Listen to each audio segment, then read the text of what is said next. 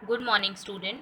जैसा हमने last class में हेडिंग्स पढ़ी थी बैलेंस शीट की, मींस कंपनी की बैलेंस शीट की हमने हेडिंग्स पढ़ी थी।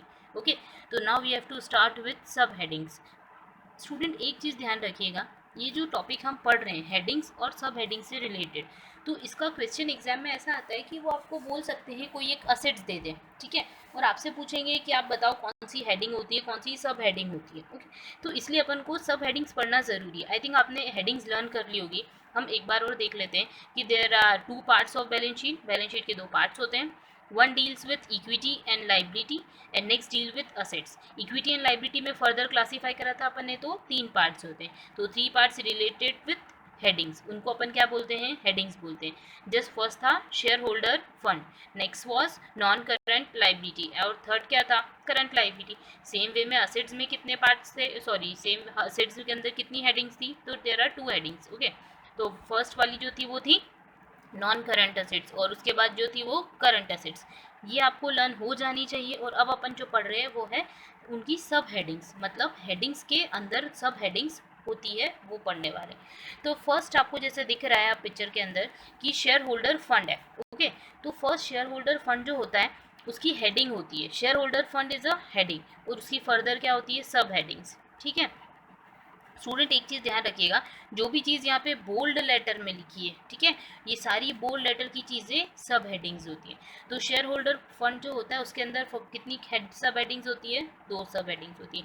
One deals with share capital and next one deals with reserves and surpluses. Okay, first इसके अंदर सब हेडिंग होती है, उसको क्या बोलते हैं अपन, share capital as mentioned here, और नेक्स्ट जो होती है उसको क्या बोलते हैं अपन, रिजर्व्स एंड सरप्लसेस।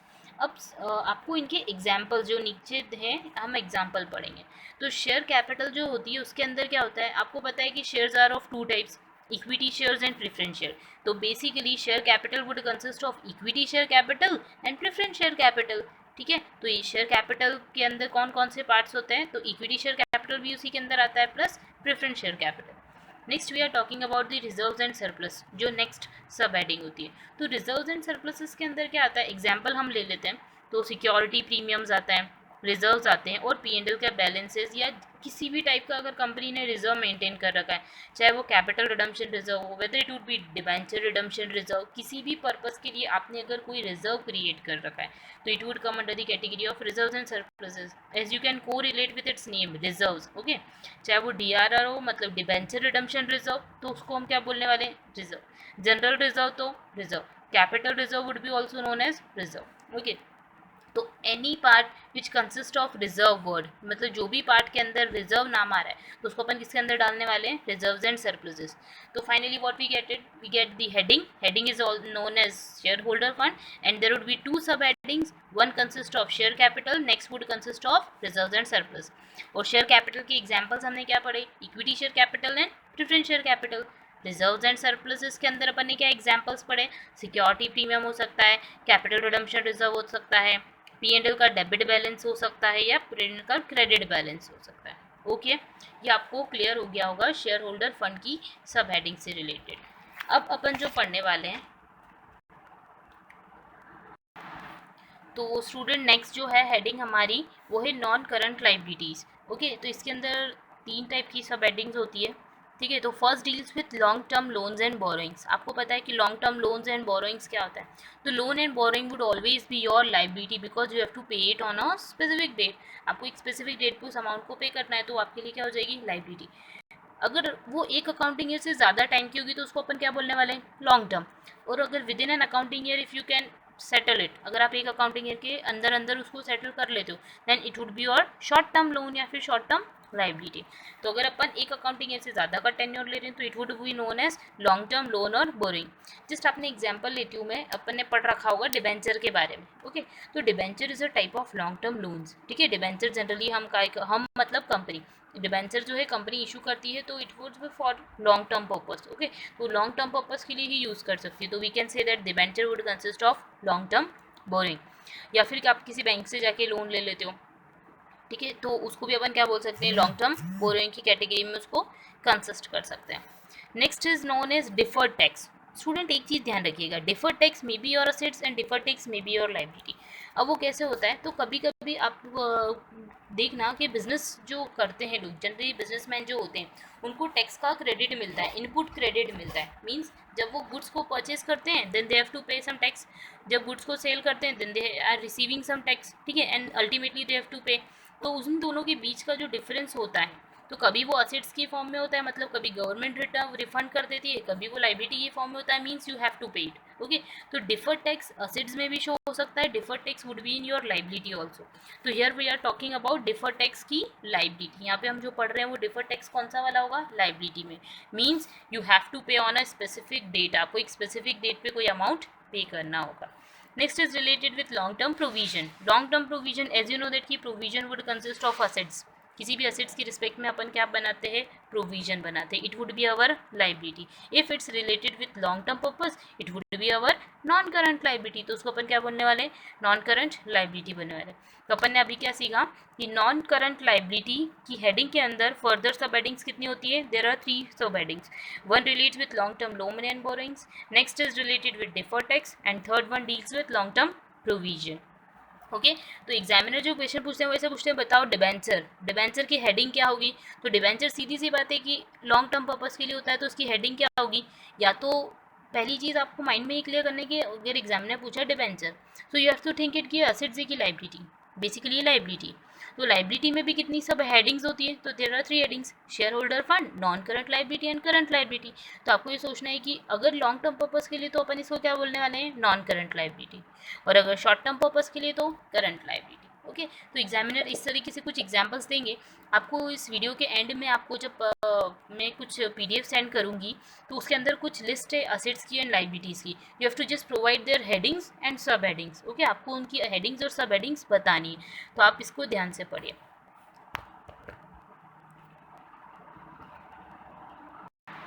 तो थर्ड हमारी जो लास्ट हेडिंग बचती है लाइबिलिटी साइड में, तो it is related with current liabilities. Current liability would consist of 4 सब हेडिंग्स। करंट लाइबिलिटी में जैसे आपको दिख रहा है डायग्राम में कि 4 सब हेडिंग्स होती है। फर्स्ट आप सोचिए कि जब नॉन करंट लाइबिलिटी थी तो there were long term loan. तो अगर शॉर्ट टर्म पर्पस के लिए होगी करंट लाइबिलिटी, तो उसके लिए क्या हो जाएगा, short term loan and borrowing, मतलब within an accounting year you would be able to repay it. आप एक अकाउंटिंग ईयर के अंदर ही उस अमाउंट को रीपे करो। जस्ट अज्यूम आपने एक बाइक परचेस करनी थी, तो उसके लिए एक लोन लैंड करवाया, ठीक है, बैंक से के पास गए और बैंक से एक लोन लिया, तो आप with in an accounting year उसको रीपे कर दोगे, तो it would be your short term liability. और अगर एक अकाउंटिंग ईयर से ज़्यादा का टेन्योर लग रहा है तो it would be your non current liability. I am talking about the bike you had been purchased for your business purpose, not for your personal purpose. Okay, यहाँ पे हम पर्सनल पर्पस की बाइक परचेज की, इसके बारे में नहीं बात कर रहे, हम वो बात कर रहे हैं जो हमने बिजनेस पर्पस के लिए परचेज करी है, ठीक है, और वो भी लोन लेके। Next is related with, next जो सब हेडिंग है वो बोलती है हमको trade payables. Trade payables would consist of creditors, जैसे हम जानते हैं कि क्रेडिटर क्या होता है हमारे लिए, करंट लाइबिलिटी का पार्ट होता है। नेक्स्ट बिल्स पेएबल भी आ सकते हैं उसके अंदर, क्योंकि बिल्स पेएबल एक स्पेसिफिक डेट पे हमको अमाउंट क्या कर देते हैं, रीपे कर देते हैं। तो example would be bills payable और क्रेडिटर। नेक्स्ट अपन बात कर सकते हैं other current liability. Other current liability would consist of, जैसे आउटस्टैंडिंग सैलरी बच गई, आउटस्टैंडिंग रेंट बच गया, कुछ भी चीज़, ठीक है, या अगर हमने कोई अदर करंट एक्सपेंसेस कर रखे तो it would B cover under the category of other current liability, मतलब जो ऊपर कहीं पे भी नहीं आ रही है। Next related with short term provision, as you can see कि अगर आपने लॉन्ग टर्म पर्पस के लिए प्रोविजन बनाया, मतलब within an accounting year से मोर का टेन्योर लग रहा है, तो नॉन करंट होता है वो। और अगर शॉर्ट टर्म पर्पस के लिए बनाया तो it would be your short term provision. जैसे कि आपने किसी पर्सन को अपना एज एन एम्प्लॉय अपॉइंट कर रखा है बट टेम्प्रेरी बेसिस पे, तो आप उसका अगर पीएफ डिडक्ट कर रहे हो तो it would be your short term provision, अगर आपने उसके लिए कोई प्रोविजन क्रिएट कर रखा है तो। ओके, तो व्हाट वी लर्न इट कि current liability is the heading और उसकी सब हेडिंग्स होती हैं 4। One consist of short term loan, next is related with trade payable, third deals with other current liability and 4 deals with short term provision. अब examiner पूछेंगे क्या कि current liabilities बताओ, तो करंट लाइबिलिटी आपको पता, सॉरी एग्जामिनर पूछते हैं क्रेडिटर्स बताओ, तो क्रेडिटर हमको पता होना चाहिए, लाइबिलिटी एसेट्स है, सेम करेक्ट लाइबिलिटी है। ओके, लाइबिलिटी में भी 3 पार्ट्स हैं, तो सबसे पहले हम देखने वाले हैं कि हेडिंग क्या है। तो हेडिंग क्या होगी, शेयर होल्डर फंड से रिलेटेड है क्या creditors, no. Non current nature का होता है क्या, नो, मतलब कि अल्टीमेटली बनी क्या हमारे लिए क्रेडिटर, करंट लाइबिलिटी। अब करंट लाइबिलिटी में फर्दर कितने पार्ट्स है, 4 पार्ट्स है। क्या ये लोन होता है क्या क्रेडिटर, नो। ये शॉप प्रोविजन होता है क्या? नो। अदर करंट लाइबिलिटीज में आएगा या फिर ट्रेड पेबल में? तो सीधी सी बात है, हमने ट्रेडिंग पर्पस के लिए क्रेडिटर क्रिएट करा होगा तो it would be our trade payable. तो आपको यही ध्यान रखना है कि जो क्वेश्चन में पूछे एग्जामिनर, आपको सबसे पहले देखना है ये चीज़ हमारे लिए असेट्स है कि लाइबिलिटी। फिर जैसे हम असेट्स लाइबिलिटी के अकॉर्डिंग क्लासीफाई कर लेते हैं, then we have to switch on कि कौन सी हेडिंग में आएगा। फिर उसकी हेडिंग से रिलेटेड अपन इसको कोरिलेट कर सकते हैं सब हेडिंग पे। ओके, अब अपन जो बात करने वाले हैं it is related with second part. Second part जो होता है वो क्या है? Non current assets. ठीक है, असेट से रिलेटेड है second part of balance sheet. तो इसमें फर्स्ट हेडिंग होती है हमारे पास नॉन करंट एसेट्स और सेकेंड हेडिंग होती है करंट एसेट्स। तो जो हमारी नॉन करंट एसेट्स होती है इट वुड कंसिस्ट ऑफ 4 सब हेडिंग्स। कितनी हेडिंग्स होती है हमारे पास? 4 सब हेडिंग्स होती है। Heading would be non current assets and sub heading would be 4। Okay, one deals with fixed assets. आपको पता है असेट्स या तो फिक्स्ड होते हैं या तो करंट होते हैं, मतलब फ्लेक्सिबल होते हैं, चेंजेस कर सकते हैं, वर्किंग होते हैं। तो fixed assets would consist of, मतलब फिक्स्ड एसेट्स क्या होते हैं? Which are immovable in nature, जिसको हम जनरली रीसेल पर्पस के लिए नहीं बना सकते हैं, which can be use for further production work. Okay, तो वैसे ही हमारे पास जो फिक्स्ड एसेट्स होते हैं it would be your first sub heading. Non current assets में क्या आता है? First sub heading would be fixed assets. Second अपन बात कर सकते हैं नॉन करंट इन्वेस्टमेंट। स्टूडेंट अगर अपने पास बहुत सारे पैसे होते हैं तो अपन क्या करते हैं, या फिर कंपनी के पास अगर बहुत सारे पैसे होते हैं तो कंपनी जस्ट इन्वेस्टेड, कंपनी उसको क्या कर देती है? इन्वेस्ट कर देती है। मीन्स एफडी बना सकती है कंपनी, कहीं शेयर में लगा सकती है, कुछ भी कर सकती है। तो it would be our non current in nature if the recovery would be received by us more than an accounting year. अगर एक अकाउंटिंग ईयर से ज़्यादा का टेन्योर लग रहा है हमको रिसीव करने में तो it would be our non current in nature. Okay, next अपन बात कर सकते हैं स्टूडेंट, जिसे हम लाइबिलिटी की बात करते हैं ना, हमने बैंक से जाके लोन लिया, तो सेम वे में ऐसा भी हो सकता है कि हमसे किसी ने लोन ले रखा हो, तो it would B assets for us. अगर हमसे किसी ने लोन ले रखा है तो हमने क्या करा है? एडवांस दे रखा है। तो अगर वो लॉन्ग टर्म पर्पस के लिए होता है तो it would be come under the category of long term advance. और other non current assets would consist कि अगर कोई ऐसा डिपॉजिट है, जैसे आपने पब्लिक डिपॉजिट कर रखा है, आपने LIC में डिपॉजिट कर रखा है, ओके, तो it would be your non current assets. इसको अपन क्या बोलेंगे? Other non current assets. तो व्हाट वी गेट इट कि non current assets heading would have 4 सब headings. One deals with fixed assets, इसमें मूवेबल भी हो सकते हैं, इमूवेबल भी हो सकते हैं, टेंजिबल भी हो सकते हैं, इनटेंजिबल भी हो सकते हैं, वो अपन पढ़ेंगे। And non current investment would consist of investment in nature which providers या फिर which recovered within an more than an accounting year. फिर था लॉन्ग टर्म एडवांस कि हमने लॉन्ग टर्म के लिए एक एडवांस दे रखा है। Next deals with other non current assets just like public deposits etcetera. Okay, student fixed assets में आपको क्लासीफाई करना पड़ेगा कि whether it would be tangible in nature, tangible assets या इंटेंजिबल। फिर उसके बाद आपको ये देखना पड़ेगा कि वेदर इट्स टेंजिबल और इंटेंजिबिलिटी जब हम देख लेते हैं then we have to see it कि वर्किंग प्रोग्रेस कितना है, मतलब कोई एसेट्स ऐसा भी हो सकता है जो WIPO, वर्क इन प्रोग्रेस।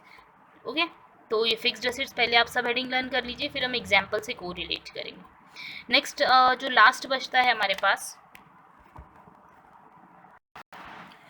जो लास्ट बचता है हमारे पास वो होता है करंट एसेट्स। तो करंट एसेट्स में जो टोटल हेडिंग्स होती है देयर आर 6 हेडिंग्स, 6 हेडिंग्स होती है, सॉरी 6 सब हेडिंग्स होती है करंट एसेट्स में।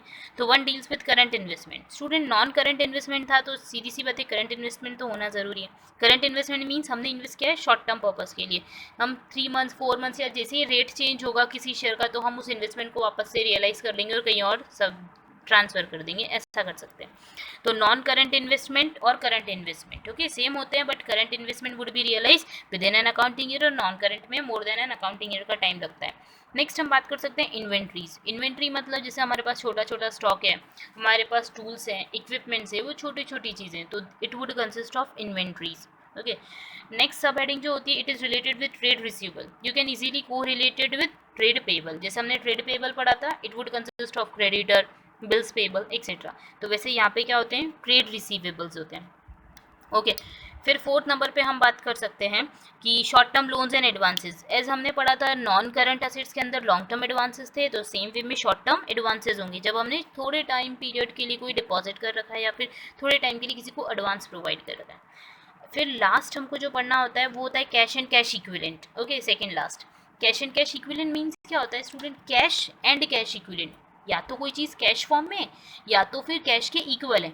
मतलब जैसे आज मेरे पास कुछ रुपए हैं तो वो तो मेरे लिए कैश हो गया, ओके, बट कुछ रुपए मेरे पास बैंक में है तो वो मैं इजीली कैश के इक्वल जनरेट कर सकती हूँ ना। मैं बैंक के पास जाऊँगी, रुपए निकालूंगी, या फिर एटीएम में जाएंगे, रुपए निकालेंगे, तो it would be equivalent to our cash. जो बैंक होता है वो कैश के इक्वल होता है।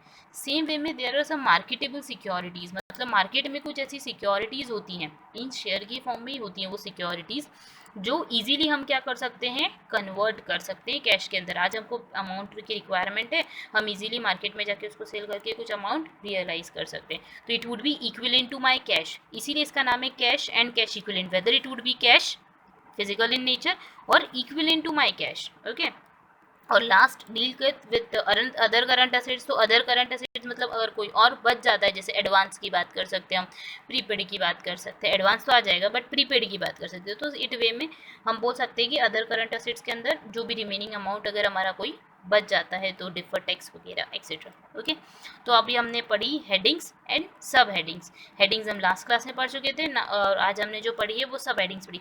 स्टूडेंट, आपको हेडिंग्स तो लर्न हो गई होंगी, बट अब आपको जो इस वीडियो को देखने के बाद जो है वो आपको सब हेडिंग्स भी लर्न करनी है। ओके, और लास्ट में आपको जो मिलेंगे क्वेश्चंस, उस सॉरी आइटम्स, उसके अंदर आपको लिखना है कि कौन सा आइटम किस हेडिंग को कोरिलेट करता है, कौन सी सब हेडिंग को कोरिलेट करता है। Okay, thank you students.